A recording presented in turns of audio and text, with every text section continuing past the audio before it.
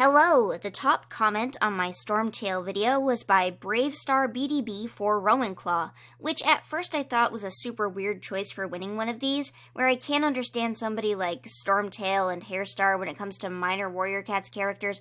Rowanclaw never seemed like a fanbase-having type of background character. Rowanclaw is a shadowclan cat who dates Tawny Pelt, serves as deputy, becomes leader, and then unbecomes leader and dies. Unfortunately, most of his notable non-work-related on-screen appearances are after he becomes leader. I'll go over them, but the Rowanclaw of Vicky and the Rowanclaw of the new team are so distant from each other, it's hard to say they're even the same guy. But because it's been so long, it's easy to forget that Rowanclaw has one specific thing about him that's always captured the hearts of the fanbase. Rowanclaw had been called a she-cat in the original publications of the first 3 books of the New Prophecy, but becoming a tom by Starlight.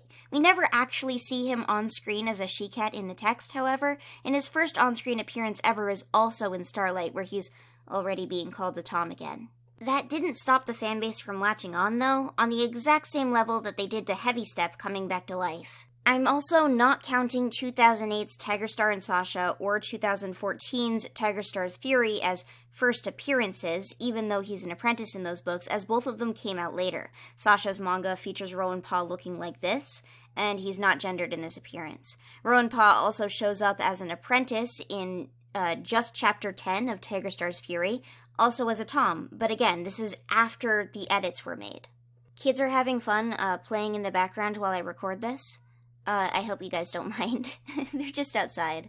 You probably can't hear them anyway, but they are children outside. So Rowanclaw's changing gender is the subject of a lot of interest in over half of the Wands and Worlds author chats. The reason for this is really easy, as the second arc was still super fresh in everyone's minds. A lot of the biggest problems with the series in the eyes of the fans were things like inconsistencies, like, again, Heavy Step dying more than once, and other non-abstract clear mistakes. The fans' early and insistent interest in the editing error is probably why it's one of the few to actually get fixed in a reprint. If anyone wants to check the Veil of Shadow paperback reprints and see if Bramblestar is still named L. Bramblestar, I'm all ears. But anyways, back on topic, seeing as the Wands and Worlds author chats are fun to me right now, I'm going to read off a couple.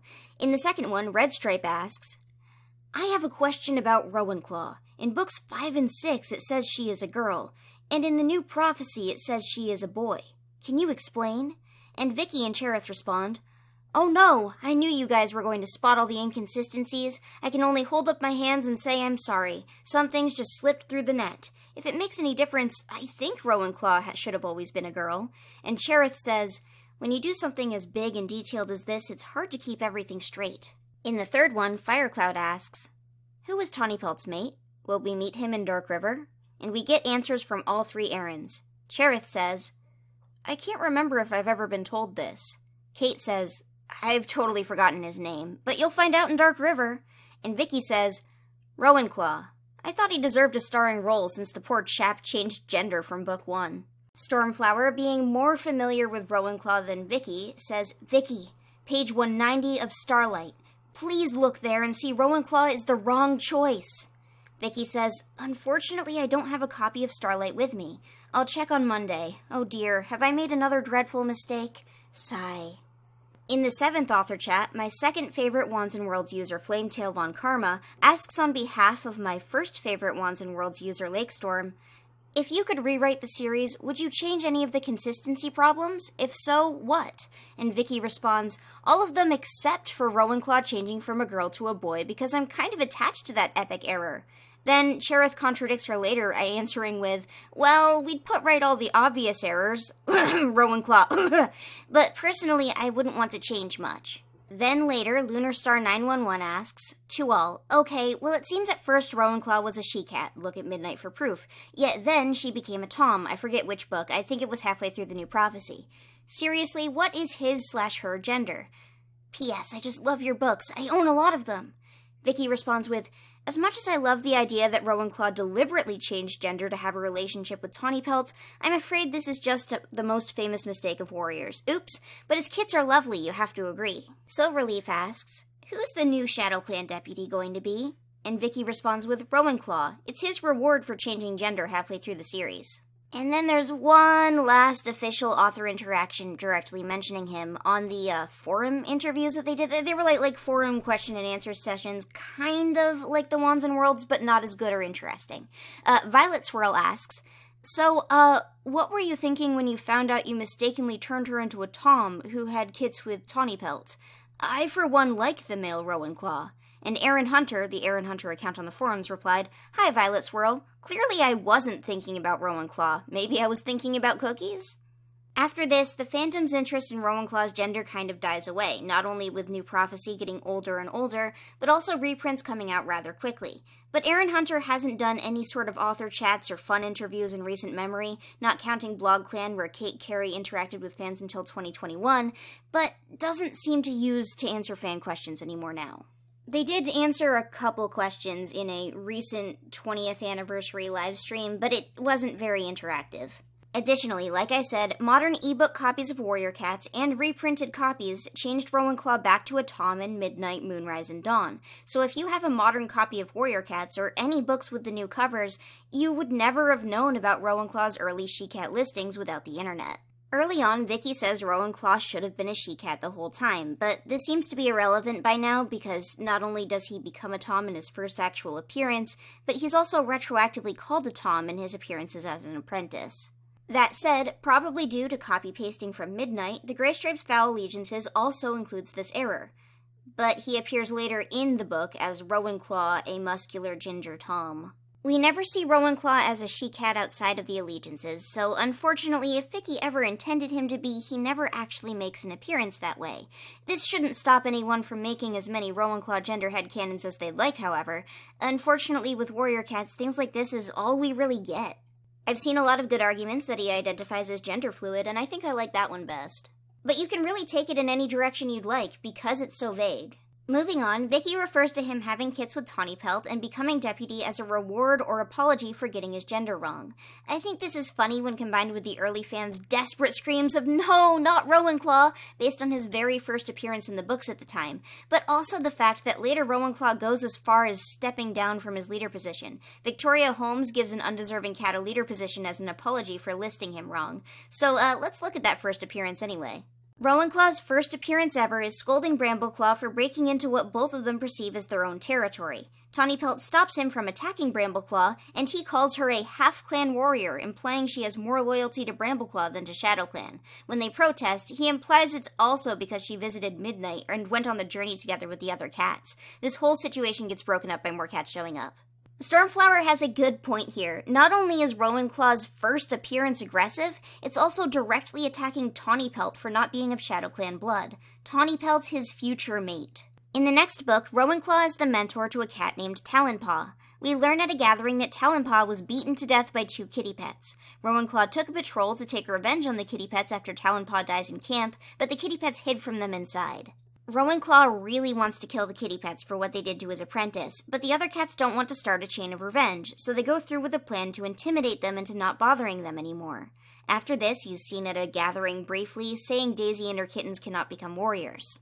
Then, suddenly, in Dark River, just like Kate Carey told us, he is the father of Tawny Pelt's children. What happened, Rowanclaw? I thought she was half-clan. I thought she was disloyal. It's not like he's changed his personality, either. When we see him, he's boasting about how his kits are clan-born and hissing and growling at Lionpaw and Squirrelflight for being friendly. The entire scene is about how he and Breezepaw are xenophobic. In the next book, the deputy of shadowclan, Russetfur, implies that Tawny Pelt is disloyal, but Rowanclaw comes to her defense, saying, "It's nonsense to say Tawny Pelt isn't loyal," he meowed to Russetfur. "I haven't forgotten all the tribe cats did for us, even if you have. They deserve our help." He bent his head to give Tawny Pelt a gentle lick between the ears. "I'm proud of you for going," he mewed. "And don't worry about the kits. I'll look after them." This is a complete 180 from previous statements he's made about her and the cat's relations with other clans. I can only assume that she has changed him. Congratulations, Tawny Pelt. You're the only person who's ever done it. But later, during Long Shadows, when Tawny Pelt leaves ShadowClan with her kits because of their sole-caused descent into anarchy and rejection of the warrior code, Rowanclaw doesn't come with them. He also isn't even mentioned. In Late Fading Echoes, Lionblaze kills Russetfur, and Rowanclaw is her immediate replacement in the book after. Yeah, replace a green-eyed dark ginger cat with a green-eyed dark ginger cat. I hope that makes you feel better, Blackstar. Now, because Night Whispers is kind of a weird book and includes a perspective that none of the other books in the arc include, Flametail, we get to see a lot of Rowanclaw. He's friendly and good-natured with his adult kittens, and he encourages them and jokes with them. He's shown to be more battle-hungry than Blackstar is, and more eager and hasty to go back to war over the strip of land on their border with ThunderClan. Otherwise, though, aside from small, supportive conversations, most of his other interactions from his son's perspective, and really for the most of the arc, are largely just what I would call business. He doesn't do much.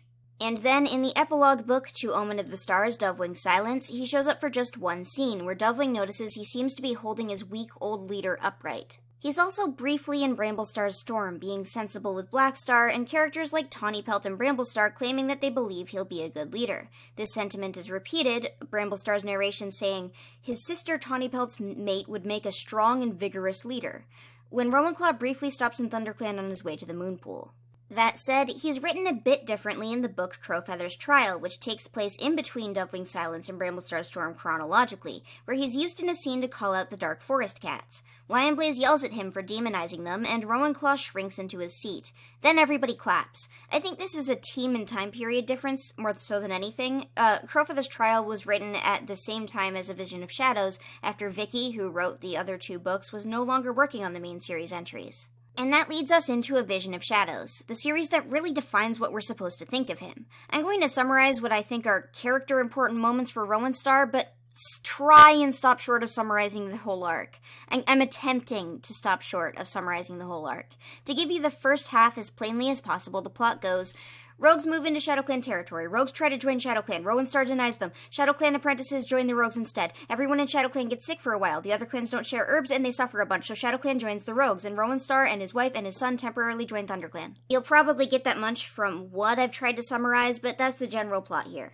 By the time A Vision of Shadows starts, Rowanstar has been leader for over a year. At the beginning, he's described with words like proud and powerful, but the apprentices in his clan don't have much respect for him, which unsettles Alderpaw. At the end of the Apprentice's Quest, the first book in the series, Rowanstar, alongside One Star and Misty Star, argue that the kittens Alderpaw and Needlepaw found should be split between ShadowClan and ThunderClan, and Bramblestar eventually agrees. The well-being of the kittens seems only to be thought about by the ThunderClan cats. Rowanstar takes her away while she cries and screams not to be. In the next book, Rowanstar visits ThunderClan, this time to request the help of a medicine cat, as Little Cloud is dying. He's prickly and easily offended, especially by Jay Feather's judgmental attitude, and insists that he doesn't want Alderpaw, but instead takes Leafpool, and Alderpaw thinks of him as heartless for having taken Violet Kit away. Soon after, Rowanstar convinces Leafpool to stay longer, to train a medicine cat apprentice to take care of ShadowClan. He seemingly has chosen Puddlekit out of necessity, as opposed to any specific traits or StarClan connection that he has, and insists that Puddlekit will do well simply for being ShadowClan.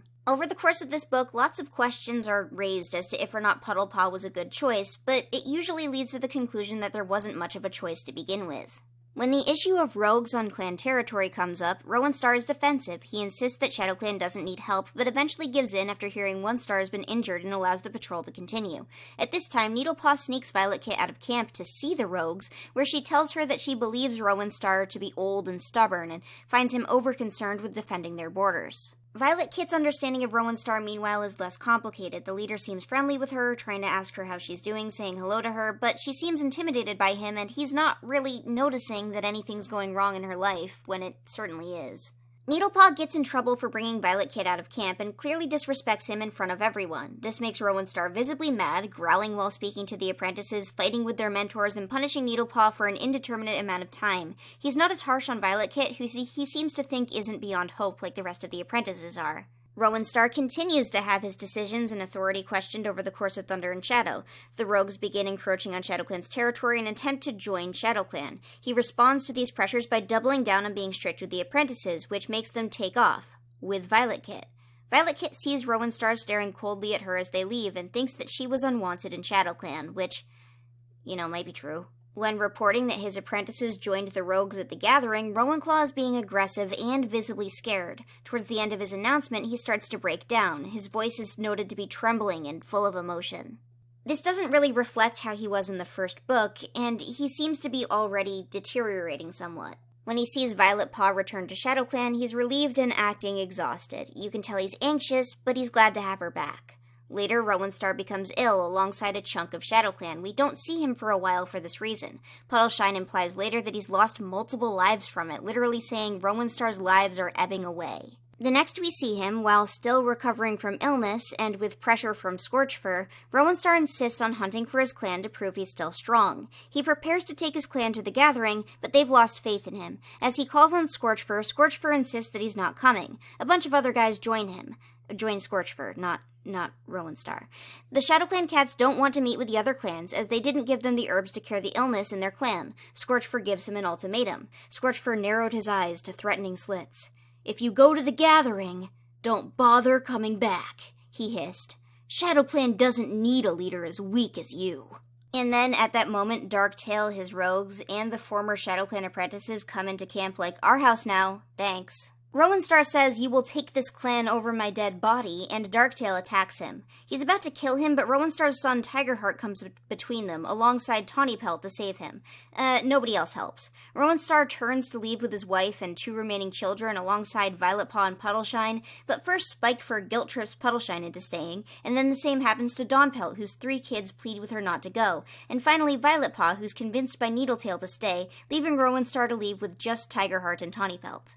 While Rowanstar greets the Gathering aggressively at first, he quickly devolves into a sick-looking, miserable husk of a man. The narration says he no longer looked like a leader. He looked like a hungry, frightened loner. And then he and his family go to live in ThunderClan. The bulk of what we see from Rowanclaw happens in Thunder and Shadow. Rowanstar spends the beginning of Shattered Sky angry with One Star, like most of the cats are in the 6th arc, getting frustrated at the Wind Clan leader's hesitancy and refusal to help, but he's easily defeated and shuts up quickly in confrontation with others. He is also implied to be frequently starting fights with Bramblestar over the actions that should be taken to get his clan back. He is also strongly opposed to the actions taken that aren't immediately resulting in getting his clan back, like searching for Twigpaw's mother. His impatience to attack the rogues and regain control over his clan comes up again in a fight with Misty Star, where he disregards her concerns over the River Clan prisoners that the rogues hold. This impatience and disregard for external factors and context when wanting to attack and defeat an enemy actually mirrors his earlier actions in the Vicky books, where he wants to get revenge on the kitty pets who killed his apprentice without thinking about the consequences. He greets the ShadowClan cats who have realized their mistake in trusting the rogues harshly, but gives in easily and allows them to return after Tawnypelt beats him with facts and logic. Generally, while they're in the process of reclaiming ShadowClan, Rowanstar is shown to be impatient and bad-tempered. Everything ends in Shattered Sky, and he gathers up what's left of his clan and goes home. In the next book, everyone seems to forget that WindClan caused a majority of the problems, and Rowanclaw is immediately faced with criticism from the other clans. RiverClan cats accuse him of not being a clan anymore at the Gathering, and ShadowClan seems exceptionally tiny to the protagonist of the time, Alderheart, after losing so many cats to the kin. The rogues are called the kin, by the way. I've just been calling them the rogues because it's easy and I don't want to have to summarize all of the Vision of Shadows, just Rowanstar-relevant elements. But anyway, he fights with Misty Star and her clanmates who blame him and his clan for what the rogues did to them. The River Clan cats go as far as to claim Rowanstar doesn't deserve to be leader of the Gathering. Later, Tigerheart, Rowanstar's son and deputy, encourages Rowanstar to give up some of ShadowClan's land for SkyClan, and he nervously agrees. Violetpaw leaves ShadowClan for SkyClan, and Rowanstar lets her go without a fight. The next we hear of him is a couple chapters later, where we learn he's become concerned about SkyClan because of the prophecy, "The dark sky must not herald a storm," which honestly is one of the most lukewarm prophecies ever. It doesn't even seem that threatening. Later, as Alderheart tries to convince Rowanstar that SkyClan isn't an enemy, Rowanstar has this exchange. "Leafstar did promise us friendship," the ShadowClan leader conceded. Scorchfur glared at him. "And you believed her," he mocked. "It was Tigerheart's idea," Rowanstar reminded him. "It was Tigerheart's idea," Scorchfur mimicked the leader as though teasing a kit. "When was the last time you had an idea of your own?" Alderheart's belly tightened. "I'd like to see you lead a clan," Rowanstar snapped. "Perhaps you could use the skills you learned from Darktail." "At least he knew how to lead."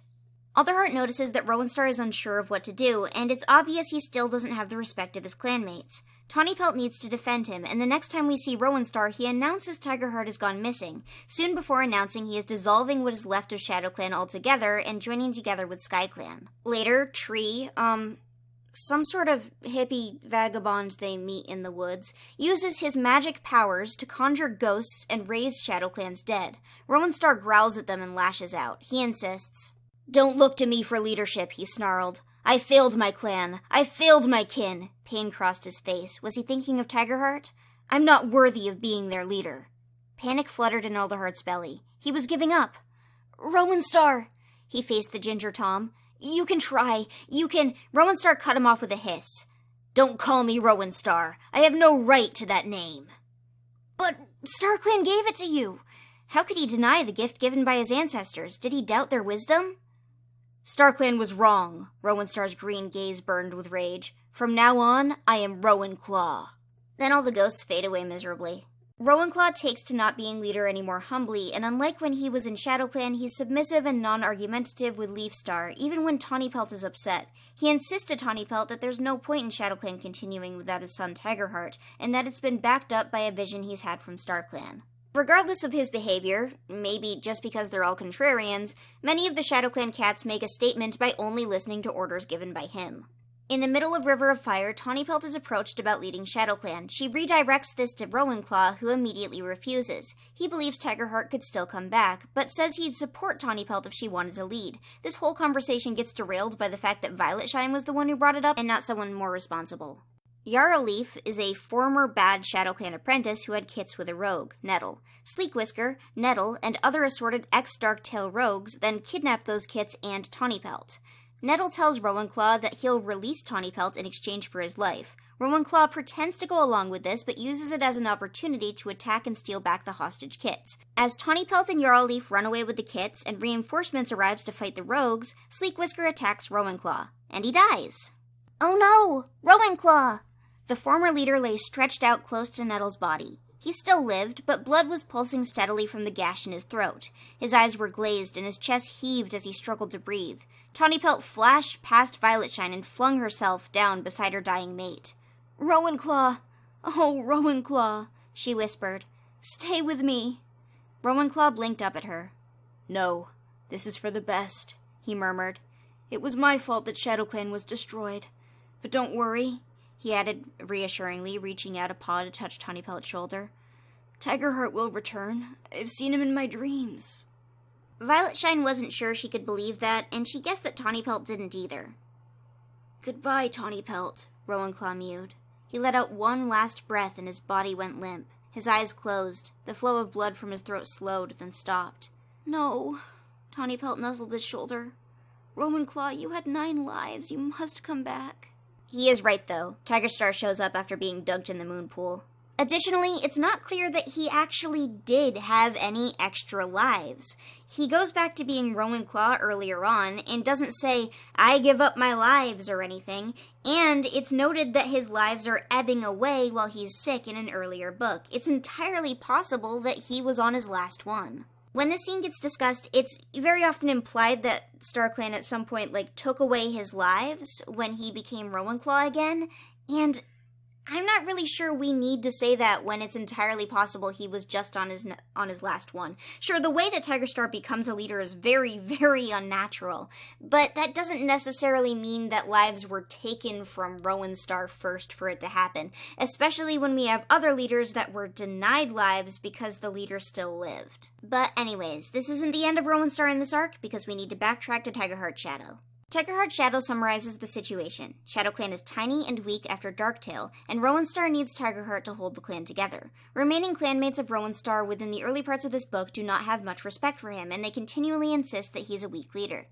Rowanstar, after being undermined by his son and deputy during conflict with SkyClan, offers him leadership of the clan, offering to step down. When Tigerheart doesn't agree, Rowanstar orders his complete obedience. He seems to be relying on Tigerheart and Tigerheart's reinforcement to keep his leadership together. The contrast between Rowanstar needing his obedience and his clanmates needing his leadership ultimately leads to Tigerheart leaving. Late in the book, long after taking off, Tigerheart tells Rippletail, I was causing trouble for the clan just by being there, Tigerheart told him bluntly. My clanmates were looking to me for orders. It undermined Rowanstar's leadership.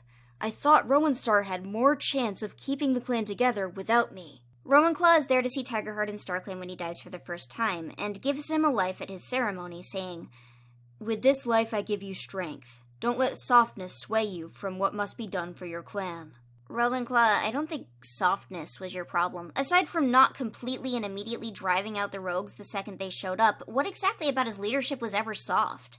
But not actually knowing what his problem was for himself is probably in character. I guess it could be that Rowanclaw is implied to have not punished the apprentices for minor warrior code breaking actions early on, like eating food they caught before bringing it home, but they have mentors and parents who would have noticed just as easily. Unless these books are trying to imply that Rowanstar was like, no, don't worry about it to clanmates who are responsible for training the apprentices. Rowanstar runs what we can assume is a largely functioning shadowclan for a while. This largely functioning shadowclan is off-screen, but the apprentices and young people in the clan have a clear disrespect for him. Part of the problem is implied to be that there are more apprentices than he has reliable, experienced mentors, but that can't be the root of it, as we've seen new warriors given apprentices time and again to prove themselves. Fireheart and Greystripe is one example, and Greystripe is a terrible mentor, but Brackenford turns out fine. And later in the same arc, Twigbranch and Finley perceive apprentices as unexperienced warriors. But we can assume that because it all happened off-screen, that the lack of respect commanded by Rowanstar began when he took power and took a while to really come through, as there's nothing in the large time skip before A Vision of Shadows to imply otherwise. But what is Rowanstar doing wrong? Well, honestly, it's hard to say. While he definitely shows weakness at the gathering after his apprentices first leave, most of it is in the second half, where he's definitely a bit of a loser. The book implies he shows weakness, showing him acting meekly, not knowing what kind of choices to make for his clan, but a big part of that is also just the warriors not having faith in him after the Darktail thing. But before the Darktail thing, these character traits aren't really there. Something consistent that he showcases is not thinking of the consequences behind rash actions, but that's never really pointed out in the book as being his main character flaw. Additionally, that wouldn't have much of anything to do with his rebelling apprentices. He's certainly not soft on the other clans, who he's openly aggressive towards, even insisting on splitting up the two kittens Alderpaw and Needlepaw found for his clan's benefit within a prophecy. He's defensive with his borders and seems incredibly hesitant and begrudging to have to ask ThunderClan for a medicine cat as Little Cloud dies. Additionally, during the conflict with WindClan where they need their herbs, he's dying horribly over and over again. It's not really a character trait thing that he doesn't strangle the herbs out of 1 star. He's just busy dying. Needlepaw in Thunder and Shadow claims it's his traditional ideas, stubbornness and pride that are the problem, and with the context of the first half, this is much more believable. Sort of. The other apprentices imply that Rowanstar is weak, and that this is because Rowanstar does reasonable things, like not take in a bunch of rogues with the intention of taking over the lake, and agreeing with ThunderClan. The ShadowClan apprentices are written to be wrong. They are written to be wrong about what they're saying. So how exactly is Rowanstar responsible for them when there's no clear path from anything Rowanstar has done to their behavior? He mentions in Thunder and Shadows Chapter 10, just before the worst of ShadowClan's apprentices leave, "You don't understand the pain and loss that battle brings. I have been too soft with you." His gaze flicked around to the other apprentices. "With all of you. I've let small rules be broken." He caught Juniper Paw's eye. "Don't think I don't smell the prey blood on your breath when you return from hunting. What you catch is for the fresh kill pile, not your own belly." He lifted his chin, yowling across the camp.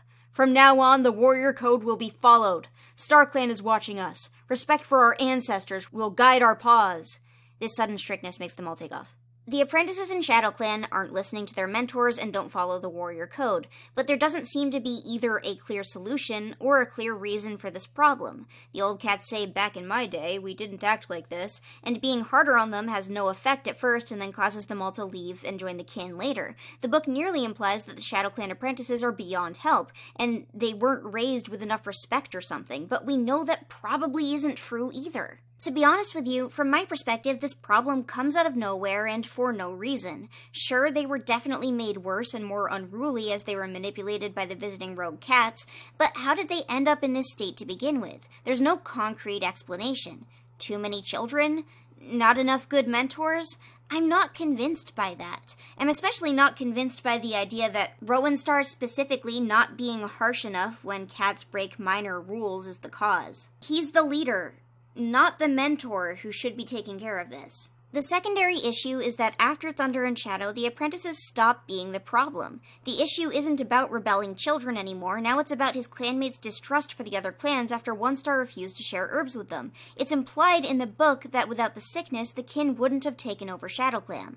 Then, after Rowanstar reassumes his position as leader, he goes through a large attitude change, and I am not saying that this attitude change is unwarranted, and I am not saying that it doesn't make sense. It makes perfect sense. Going from confident and aggressive to unsure of yourself and nervous after your clan left you for a dictator, after living in ThunderClan while begging everyone to help you scrape together your former clan, there is no reason for this man to have confidence anymore. Now, his clanmates, even though they just got through learning Darktail was literally a worse idea and they all made a terrible mistake, aren't listening to him and are disrespecting him again, largely under the cat Scorchfur, who is antagonistic and bad-natured. And this is because he is being a wimp and makes sense.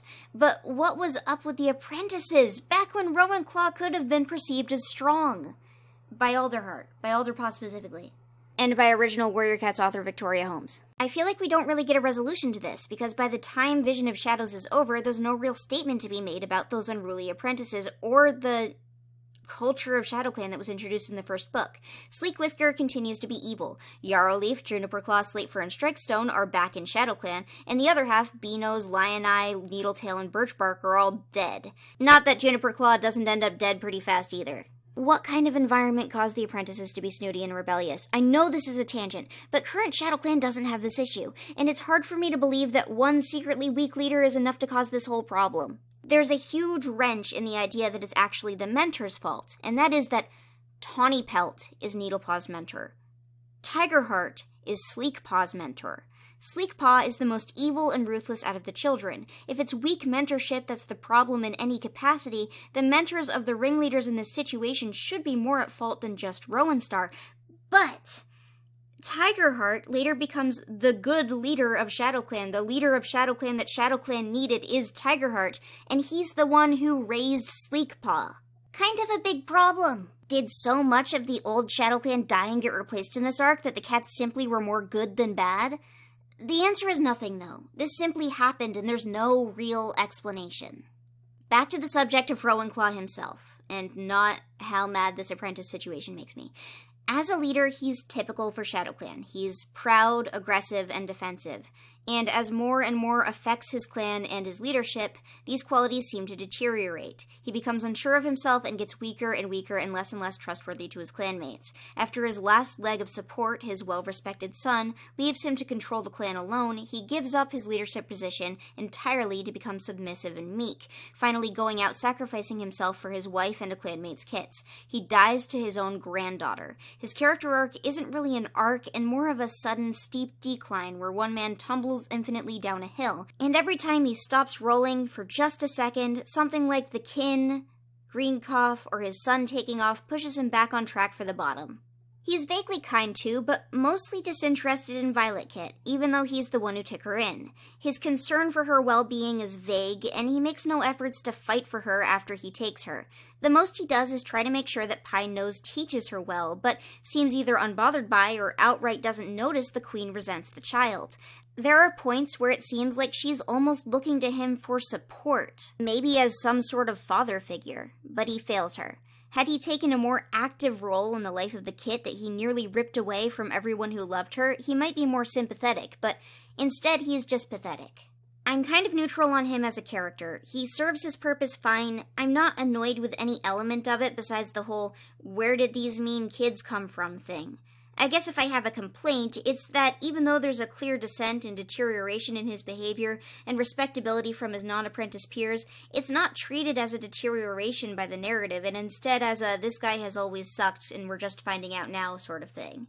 And separately from Rowanstar, the apprentice thing feels more like a "we're afraid of young people" narrative. Written as if by old people who are afraid of teenagers, is what I mean.